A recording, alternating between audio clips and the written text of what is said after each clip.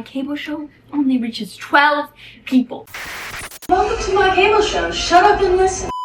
Hey everybody. Hi. We're back with another little chatty Cathy video. We haven't done one in a while where it's just us and you and us. And we two cups of tea. And 2 cups of tea. So we decided that it might be fun to do that just because we haven't been on camera really together since I left for Chile. Yeah. Well, actually since I got hit by a car. We're trying to reignite the channel with a little bit more of that sister spirit, if you will. Yeah, the X Factor. Spring is starting to kick into gear, and I think that that energy is really creating a shift in some of our goals and our priorities for the year. And well, January is cold. I wasn't even here. And then you have February, which is your birthday, your 30th birthday. And let's be honest, Michelle, that was a whole month affair.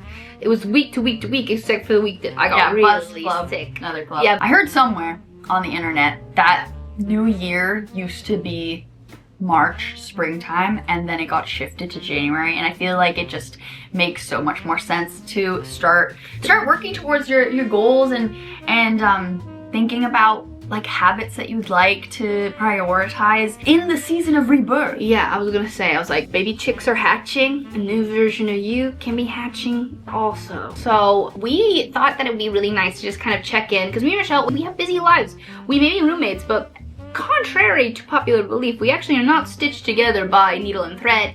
We are 2 separate people who are on the go. We sometimes don't see each other as much. Yeah, sometimes our schedules are like very conflicting, like oil and water, and so we thought it'd be nice to have an excuse to kind of check in with where we're at, talk about things that we want to be working towards and just honoring in this new season. Michelle is much more structured than I am when it comes to goals and list making and New Year's resolutions in general. Yeah, I feel like I have a little bit of a disease with New Year's resolutions where it truly is like my Super Bowl. Like New Year's Eve, New Year's resolutions are my Super Bowl, and I can tend to hit it really hard with like crafting a bingo card and a list, and almost to my own detriment, because then I get too overwhelmed with all the things I want to change about myself and I like crash out.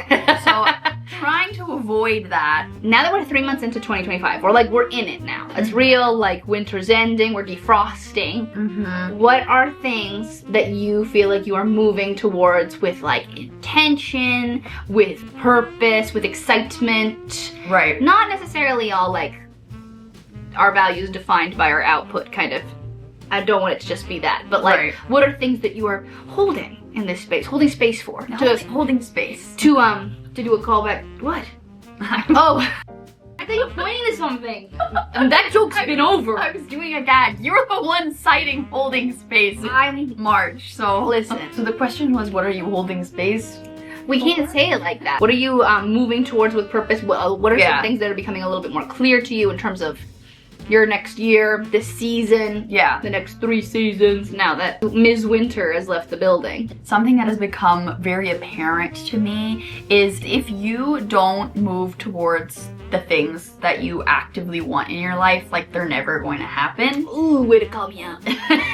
It's a little too personal. I spent the first 2 months really hitting it hard with my freelance journey, as a lot of these people know, because I did blabber about it incessantly in the Vloguary series that I did in January, and then in my last vlog talking about like turning 30 and the things I've learned and what I'm hoping for the next chapter. But for the rest of the year, I really see myself moving towards more authenticity in the things that I want, both in my career, in my personal life, in my habits, routines. I've been listening to Atomic Habits, which I feel like people have a love-hate relationship with that man. Don't know much about him, but I just need any sort of motivation and knowledge about how to form good habits, because I feel like winter is a tough time for all of us. Yeah, sometimes you just like do what you gotta do. Listen to whatever grifter you can to feel something. And I'm working on finding a balance between freelance life and wanting to move towards being a part-time content creator as well as an artist. So kind of like juggling these 3 different areas of my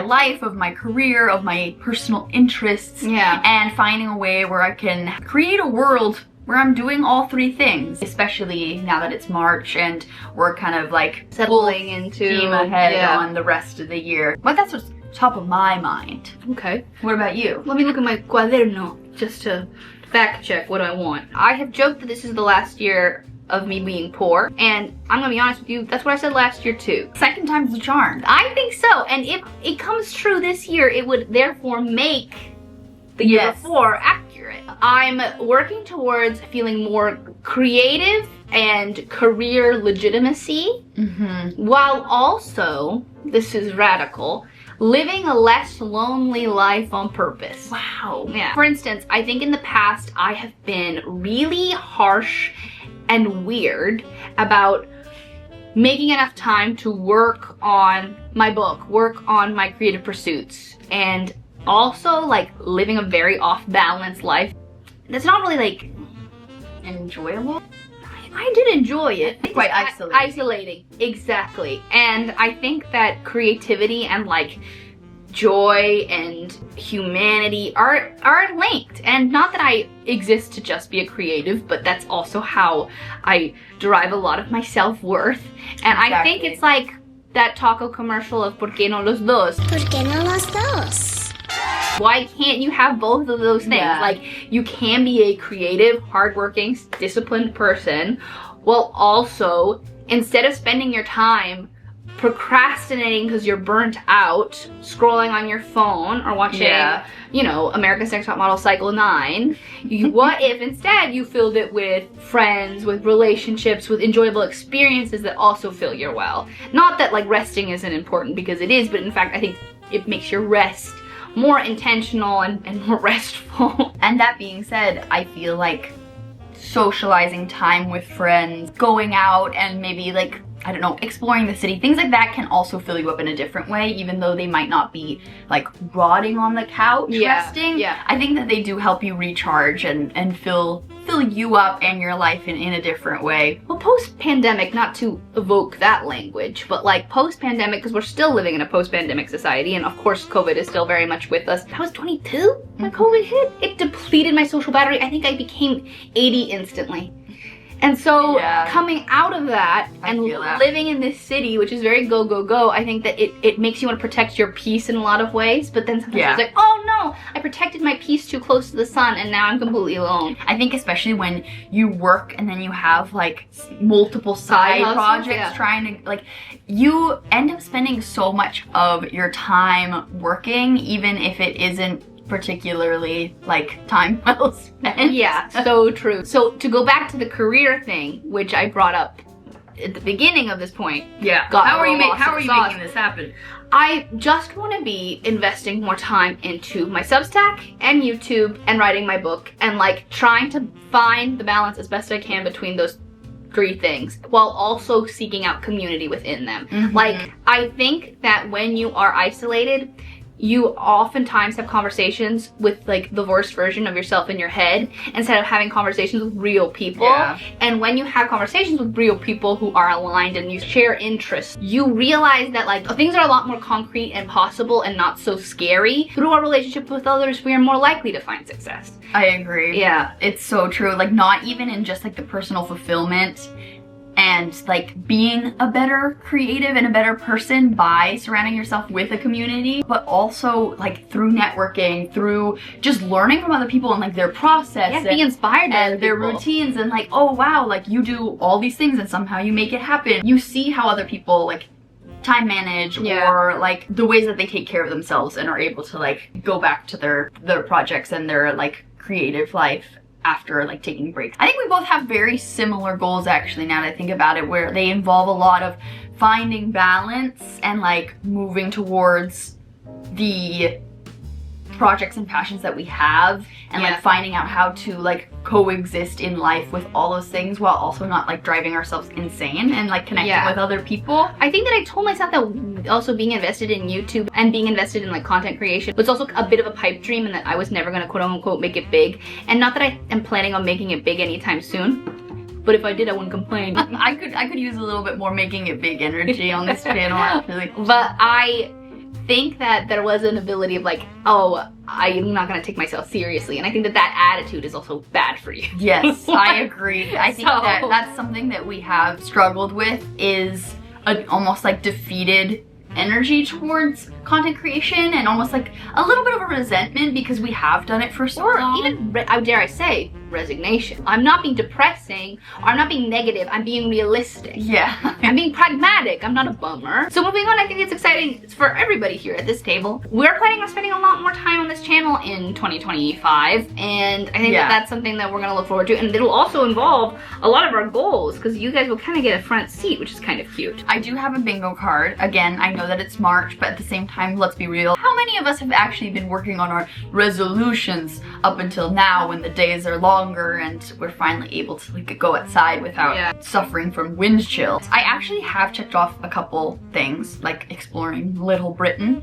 which is very exciting. Oh, cute. And visiting one new US city or town. Shout out to Stockbridge, Massachusetts. But a lot of these involve art. I've talked about this a little bit, but I really want to prioritize growing an art business this year, but also just growing as an artist. I really want to take an art class or workshop. My parents were so kind and gifted me a gift certificate to go towards an art class or workshop. So I'm going to do some research. That's something that's very top of mind for the springtime. This time last year, I did take a workshop in Cold Spring, and I feel like that really helped revive and re-energize my art practice. So I am going to sign up for one of those very soon, and I'm hoping that that'll also like create that habit and like kind of force me to have outside accountability with re-engaging with this passion of mine. A hot tip, if you're somebody who's lonely and looking to reconnect with some childlike joy, it doesn't even have to be like something that you want to monetize in the future, or even that you even take seriously as a person. But like classes and workshops, God, they're everywhere. Like they're everywhere. And I just think that once you start looking, it becomes easier to talk yourself into going, and they really can change it all. I'll say it. Another fun art goal that I have on my bingo card is I want to create prints of my work. A lot of people have reached out saying, oh, I would love to buy a print, I'd love to buy a print. And then other times when I've sold originals, they've been out of people's budgets. And I really want to make sure that I have some accessible price points. And not only that, but you put in all this time and energy into one piece and then it's gone. So I think that having prints of them would also keep them alive. I really want to work on creating prints. I've never done that before, so I'm a little intimidated by it, but it's something that I think I can definitely tackle. So that's definitely top on the list, as well as selling and displaying my artwork. I did a little art show at the Drawing Room in New York City. So whether it's at an art show like that, or maybe at some sort of market or online, I wanted to be kind of broad about it. As long as I hit that goal, I'll be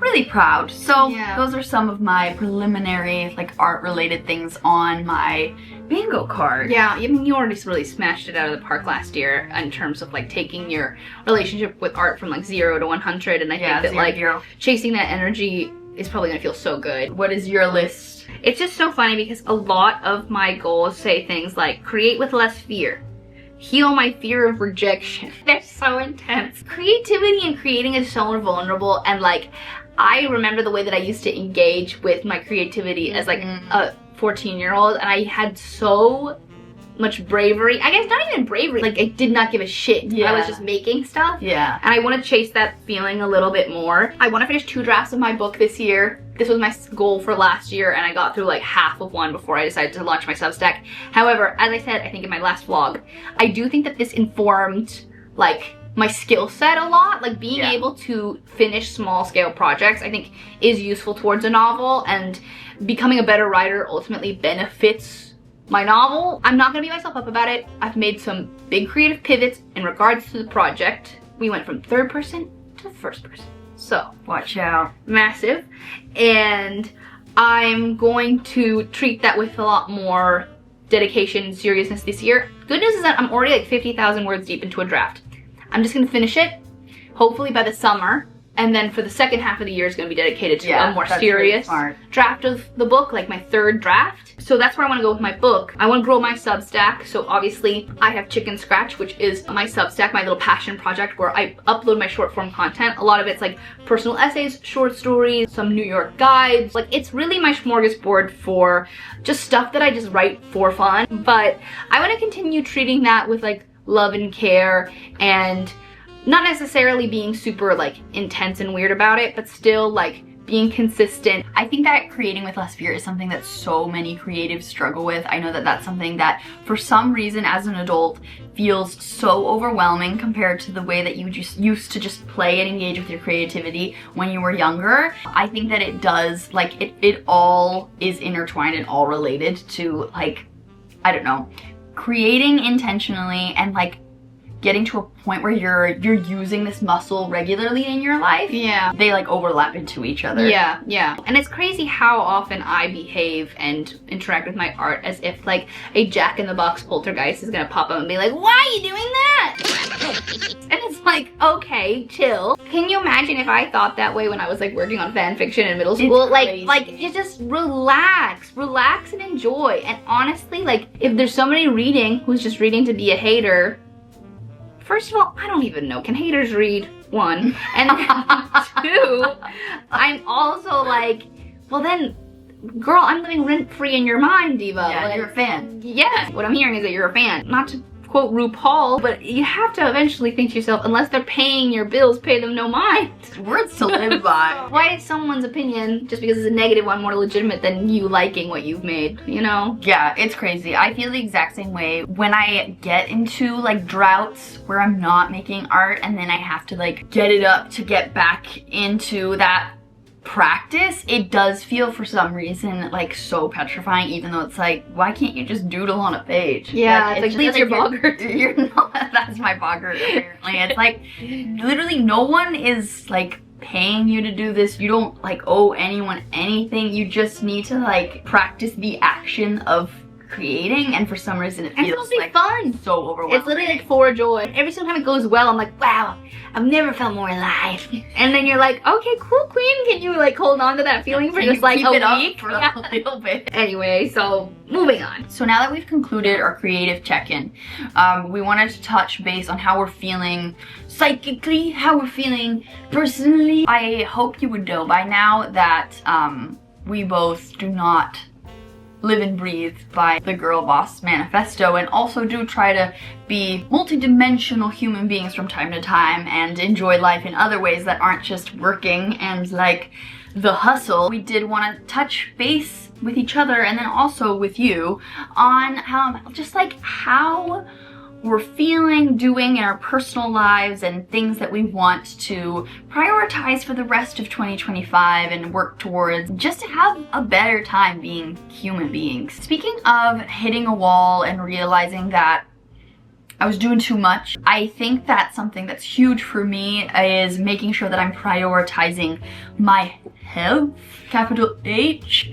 And I don't mean this in like a toxic way, yeah. But when you go about your day and you're like glued to a laptop and you think to yourself, I have absolutely no time to walk outside and breathe fresh air and like get some steps in, I think that that is like a telltale sign that you should rearrange your work schedule. Not that you don't actually have time to make sure you're taking care of yourself. So I know that this is something that you and I have both talked about, but I am now working towards working out 3 times a week.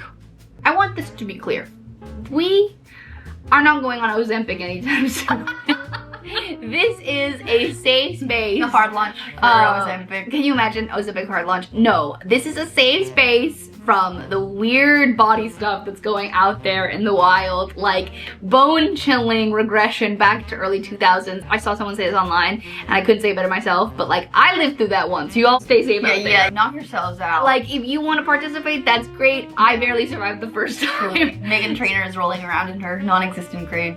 Even though she's like thin and doing SpawnCon for like scary. A breast augmentation. Did you see that? It's pretty clear, I ain't no size 2. So I want to just say that for the record. I feel like you guys know by now that we love cheese. Literally. However, and I've talked a little bit about this in my last vlog, I'm trying to get back into running. I was a big runner in high school and college. I've run multiple half marathons, but I've fallen off. After being locked inside during the pandemic, I was running and active all the time because it was one of the few things that we could do. Yeah, we were all doing the Chloe Ting challenge. Let's be for real about that. And I moved here, like I set my sights on writing, on working, on figuring out how to like have an independent life. And it's hard to balance all the things, but I have come to terms with the fact that running turns out, one, I like it a lot, and two, it makes my brain feel incredible. Like, it literally makes me feel like life is worth living. It gets me out of the house, it gets me outside, it gets me into the park. Like, it's fantastic. I'm running a race with my coffee shop manager, and we're running a 5K together, and I plan on running either a 10K or a half marathon later in the year, but stay tuned. My goal is just to run 2 races. Yeah, that's great. Just get back into it, and honestly, I'm having the time of my life. I've also never been faster. You're not making these crazy unrealistic goals. I'm getting back into running, I'm gonna run a marathon. Your starting point is very achievable, and I think that once you achieve these like bite-sized goals, it does feel really good. Like, I have definitely gone through periods of my life where I've worked out like 4 or 5 times a week, but getting back into exercise, I'm just like, dude, just 3 times a week is great. Going from 0 to 3 is fantastic. We all need to stop treating ourselves like we are Gigi Hadid and that we're paid to be tiny and ripped, like, you know what I'm saying? You can be kind with yourself in regards to exercise. Sometimes even like saying like, I'm gonna exercise more than I did last week or last month. Also, I just genuinely, with working from home, want to get outside once a day. Like, even if it's like, I'm gonna go to CVS and pick up some dry shampoo, like, I just need to get outside and like walk. Even if it's around the block, like, it could be like a nice long walk in the park, or it could be just like walking around the block. I think it's just so important for my mental health. I started getting like high-key dizzy and like having migraines from staring at the screen for too long. I think that what you touched on has been something that's been ruminating a lot in my head, and I think it's been circulating a lot online. But like the way you just spoke about going to like CVS to pick up an item, and this is not even on my list, but we have to remember that as human beings, we are meant to be like out in community with each other, and we have been tricked into a life of ultimate convenience. Sometimes it's worth being inconvenienced because it actually makes you feel like a person, right? Yes, you could order that item on Amazon and it could come to your doorstep via a man in a blue jacket who doesn't get adequate pay. You could also run out and get a little something that you need from the store, and it will take you outside of your home. I've also been consumed by this discourse online, which is just like, being a good friend is inconveniencing yourself. And I think that like, as someone who has a lot of goals this year in regards to like friendship and making new friends and making sure that like I water my friendships and like go out and I'm an active participant in friendship, I'm ready to be like, again, inconvenienced by other people. Like, it feels like that when you are leading a life that is a little bit secluded. You're just like, I'm supposed to give up my work time to go to a mixer? This whole what do we owe each other language, like, oh, you don't owe them anything. We hear that a lot being thrown out to excuse sometimes the shitty ways that we like treat each other or neglect each other or flake out on each other. And the truth is that you owe other human beings actually a lot. I feel like that's a great segue into talking about the community building that we would like to prioritize this year. And I 100% agree. I think that we were really brought up in the age of like, I need to like take care of my mental health. Again, with the protecting your peace too close to the sun. And it comes from a good place.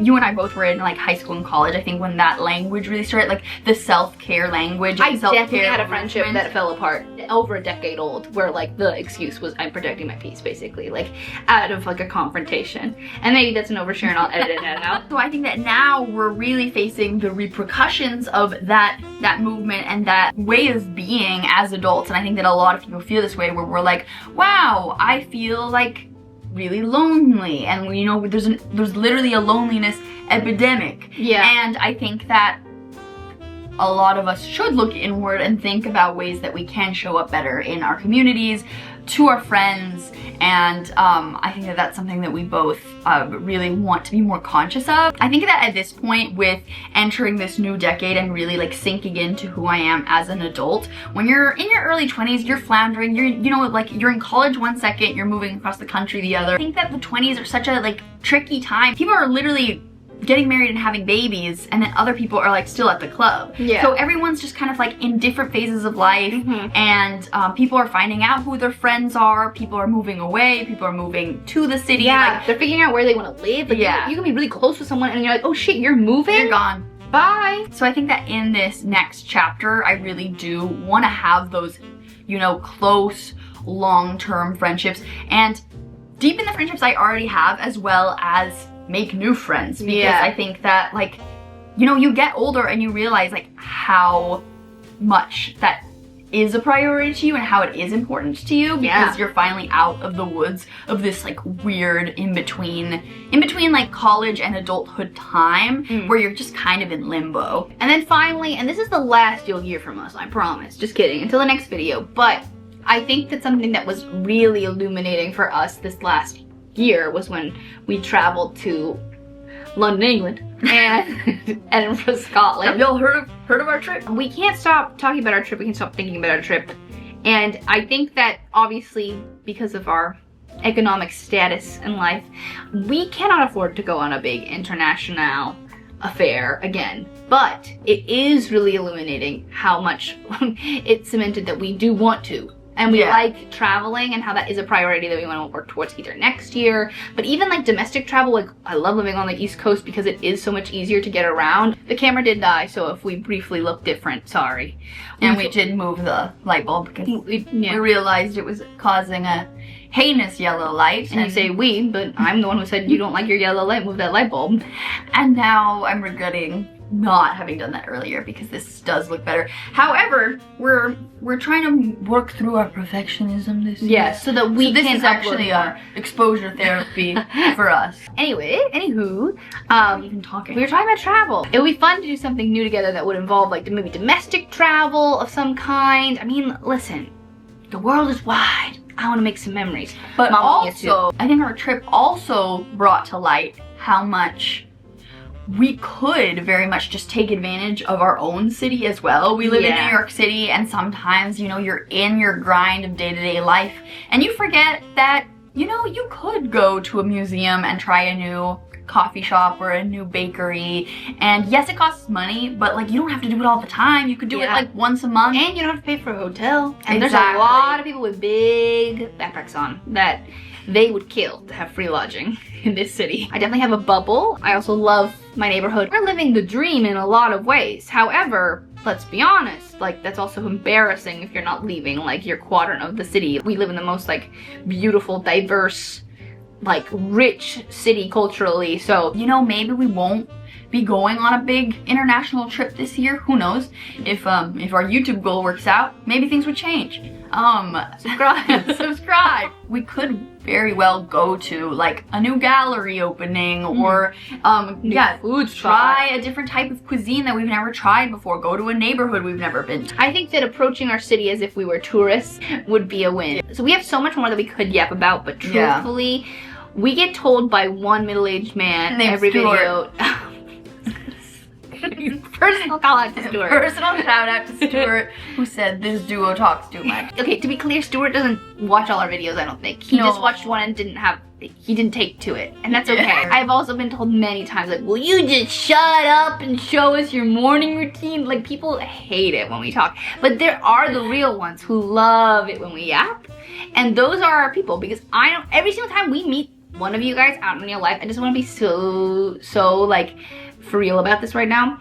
Every single time I've met a subscriber in real life, I think that they're the coolest. Yeah, it's always like the most cool, lovely person at with, a stationery shop. Yeah, genuine energy, and like it's never Stuart. It does make us feel like good about what we're putting out there, hopefully. So we hope you enjoyed us chatting a lot. We obviously have other goals involving hobbies, hosting. I'm canvassing for my favorite mayoral candidate. We have so many things that I'm sure we'll chat with you guys about all year long and what we're up to, but we did want to have just like a heart-to-heart, a check-in with each other, a check-in with you, and just get like kind of like a vibe check, because we know it's grim out there. It's so scary. Like, we're ingesting, I think, like a year's worth of bad news in like a 2-month period. Stuff that I'm reading, I'm like, you gotta be kidding me. Yeah, it is like you're just being assaulted every day with like the most horrible story you've ever heard. But still continue to pay attention. Call your representatives when you can. Yeah, donate when you can. Like, I know it sucks, and be patient with yourself and kind with yourself, and set boundaries where you need. Yeah. But also like stay vigilant, keep an eye out, and maybe have a cup of tea. yeah, we're obviously trying to find that balance between being a comfort channel, but also not wanting to be silent on issues that we care so much about and we're also very actively talking about in our own day-to-day lives off camera. Like, it's just like, we're obviously like trying to toe the line between being like performative and obnoxious, but then also it's like, it is important to talk about these things and for you guys to, yes, have like comfort and escapism through our content, but also we want to reassure you that these are hard times, and if you're feeling the weight of that, like, so are we. Literally are slashing the national parks budget and having a Tesla PR session on the front lawn at the White House. Like, that's crazy, and it's not normal, and it shouldn't feel good. You have to try to spark joy where you can, so that you can have the emotional energy of like, oh, I have stuff to fight for. Joy is a radical act, as they say. Which is true. But also, but not in a way where you're excusing yourself from your trying anything. Thank you so much for watching. We have, of course, regularly scheduled programming, aka the vlogs, coming. We hope you enjoyed just this chatty tea time, and let us know if you want to see more sit-down chatty videos. I know our return back one did really well. Our political one did bad. They hated it. They left. Who knows how this one does? We had an exodus. But let us know what you'd like to see next from us. And until next time, bye. I'm Lily Moskovitz for Shut Up and Listen. Thank you and good night.